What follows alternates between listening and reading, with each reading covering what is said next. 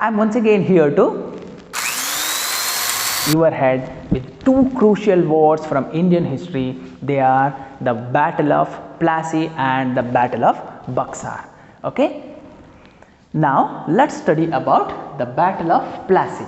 This war fought between the Nawab of Bengal Sirajud-Dowla and the British. Okay. Now let's study about the reasons behind the war. The first reason behind the war is misuse of dastakats.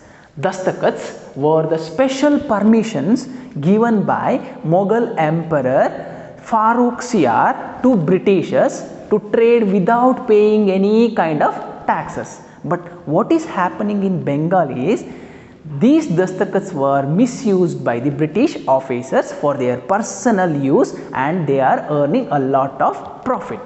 Okay. The second reason behind the Battle of Plassey is buying of villages and mending of the fort without permission of the Nawab. The British traders started to buy so many villages for their business purpose. Along with that, they started to build fort in Calcutta, which was banned by the Nawab. Okay. When Nawab Sirajud-Dowla noticed all this development, he ordered the British traders to stop fortifying and he ordered to pay the taxes for their trade. But the British traders rejected the demand, rejected the order of Nawab Sirajud-Dowla. Hence Sirajud-Dowla was very much ranted and he decided to attack on British. Hence he attacked on Fort William, Calcutta and captured 146 British from that fort and kept them in a small room where 126 Britishers were died, and this incident is known as Black Room Tragedy. I will explain once again what is Black Room Tragedy. When the Nawab of Sirajud-Dowla became angered with these two developments, he decided to attack on the British. Hence he attacked on Fort Williams and he captured 146 English and imprisoned them in a small room where 123 Britishers were died, and this incident is known as Black Room Tragedy. Okay. So now the British sought help of Robert Clive. Robert Clive arrived to Bengal and attracted the local rich merchants like Manik Chand, Omi Chand and Jagat Seth towards the British. Okay. These were the rich merchants who are helping Sirajud-Dowla during the war. Okay. Now he was successful in convincing Mir Jafar to stay neutral. Now who is Mir Jafar? Mir Jafar is the military commander of Sirajud-Dowla. Okay. See here the plans of Robert Clive. Very cleverly he attracted all the rich merchants and stopped the economical flow towards Sirajud-Dowla. Then he attracted his military general called Mir Jafar to stay neutral. Okay. If he stay neutral in a war, he will become the Nawab of Bengal in the future. Okay. Thus the war was begun in 1757 and this war is called as Battle of Plassey. Okay. And as per their plan, everyone was neutral in the war, and as a result Sirajud-Dowla was captured and killed in the war. Okay. This is about Battle of Plassey. Well, now let's move towards the outcomes of Battle of Plassey. There were four major outcomes of Battle of Plassey. Among them, first one is this war brought out the immorality, lack of unity and greed among the Indians. Okay. Immorality means anaitikate, lack of unity means oggattirlilla, greed means durase. Okay. Here who were immoral, who were having lack of unity and who were greedy. So his military general Mir Jafar and the famous and rich merchants like Manik Chand, Omi Chand, Jagat Seth etc. were immoral.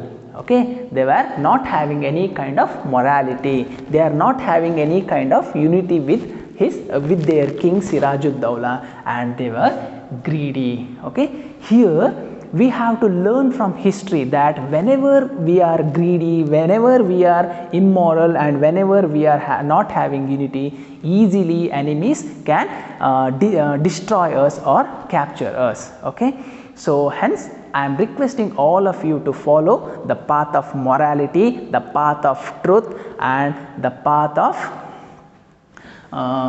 unity. Okay, so always united with all the, be united with all the Indians. Okay, and don't become greedy. Right, try to satisfy what you are having. Okay, right. The next outcome is Mir Jafar became the Nawab of Bengal, as the Britishers promises Mir Jafar, and they kept their promise by making Mir Jafar the Nawab of Bengal. This was the second outcome of Battle of Plassey. The third outcome of Battle of Plassey is the company gained exclusive rights to do business in Bengal. Okay, so now they are having full freedom. Okay, all kinds of freedom they got now, and Mir Jafar became puppet in their hands. The fourth outcome is Mir Jafar paid 17 crore and 17 lakh as a relief. Relief means parihara. Okay, he paid a huge amount to Britishers as war indemnity, and these were the outcomes of Battle of Plassey. Okay, that's fine. Now let's move towards another crucial war. Well, that's fine. Now move towards another crucial battle of India, that is Battle of Buxar. Dear students, you knew that Bengal province is ruled by Mir Jafar right now, and he paid a huge amount of war indemnity to the British officers. He paid rupees 7 crores and 17 lakhs as war indemnity. Because of this payment, the treasury of Bengal is empty now, but the British officers continued placing their demands in front of Mir Jafar. Okay, when Nawab decided to oppose this, the British declared Mir Jafar as inefficient, and they brought his nephew means son of brother or sister, Mir Qasim, as the new Nawab of Bengal. Now Mir Qasim is the new Nawab of Bengal, and Mir Jafar was paid for his immorality and greediness. Okay, hence it's proved that the result of immorality and greediness is utter failure only. Okay, now let's study about the reasons for Battle of Buxar. First reason of Battle of Buxar is when Mir Qasim was made the Nawab of Bengal, he paid 2 lakh pounds to the British. Okay, but when the British continued their interference in administration, he decided to face the British. Okay, the Nawab of Bengal, Mir Qasim, decided to face the British. How he decided to how he want to face the British? By declaring free trade in Bengal. Okay, so you already knew that the British East India Company is trading without paying any kinds of tax, but the local people of India, they are paying 40% of tax. Okay, hence Mir Qasim decided to tax free trade. For everybody there will be no tax, and this was a efficient step taken by Mir Qasim to face the British. The second reason for war is he took support from rich merchants. Okay, now he gained faith of rich merchants and took their support. And the next reason is he made alliance, group, friendship with Nawab of Awadh, Shuj-ud-Dawla, and Mughal Emperor Shah Alam II. When the British came to know about this, they declared a war on Mir Qasim, and that war is called as Battle of Buxar. The war started in 1764.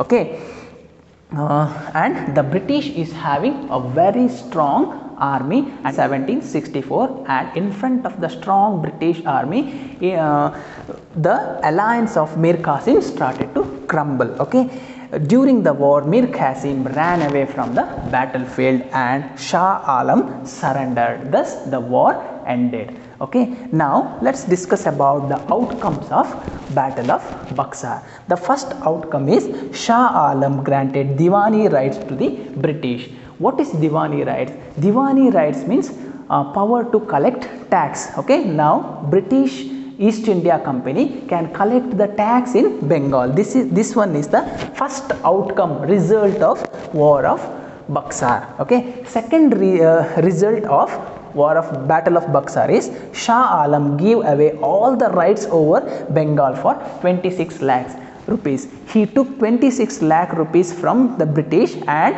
left all the rights which he is having on Bengal. The third outcome is the Nawab of Awadh paid 50 lakh rupees as war indemnity. You know what is war indemnity. Okay. The fourth result is with the death of Mir Jafar, the company took administration in Bengal in their hand. Okay. Now the administration was in the British's hand and they decided to pay pension for the family members of Mir Jafar. They decided to give money to the family members of Mir Jafar for every year. These are the outcomes of Battle of Buxar.